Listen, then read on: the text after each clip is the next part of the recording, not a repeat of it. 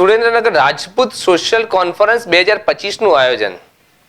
સમગ્ર રાજ્યમાં ક્ષત્રિય સમાજ દ્વારા લોકસભાની ચૂંટણી પહેલા ક્ષત્રિય અસ્મિતા આંદોલન હાથ ધર્યું હતું અને લાંબા સમય સુધી આંદોલન ચાલ્યા બાદ અસ્મિતા આંદોલન સુસ્ત બની ગયું હતું. ત્યારે ફરી નવા વર્ષના પ્રારંભે જ ક્ષત્રિય સમાજના ઉત્થાન અને સર્વાંગી વિકાસ માટે ગુજરાત સંકલન સમિતિ દ્વારા નવી પહેલ શરૂ કરવામાં આવી છે.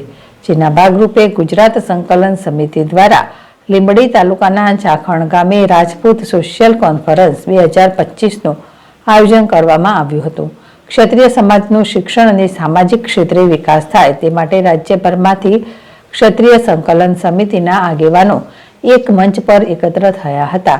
આ ઉપરાંત ક્ષત્રિય સમાજમાં અસ્મિતા આંદોલનની શરૂઆતમાં જેવી એકતા હતી તેના કરતાં પણ અનેક ગણી એકતા અને સંગઠન સાથે આગળ વધે તેમજ કોઈ પણ જાતના ભેદભાવ અને મન દુઃખ ભૂલી માત્ર ક્ષત્રિય સમાજનો શિક્ષણ, સામાજિક અને ઔદ્યોગિક ક્ષેત્રે સર્વાંગી વિકાસ થાય તે માટે અથાગ પ્રયાસો હાથ ધરવામાં આહવાન કર્યું હતું.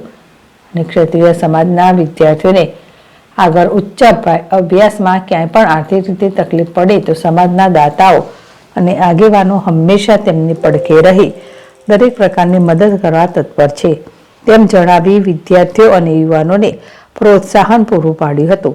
આ તકે ગુજરાત સંકલન સમિતિના હોદ્દેદારો, આગેવાનો, ક્ષત્રિય સમાજના મહિલા આગેવાનો, હોદ્દેદારો મોટી સંખ્યામાં ઉપસ્થિત રહ્યા હતા અને આગામી દિવસોમાં ક્ષત્રિય સમાજમાં શિક્ષણ તેમજ સામાજિક અને રાજકીય બાબતો અંગે ચર્ચા વિચારણા કરવામાં આવી હતી.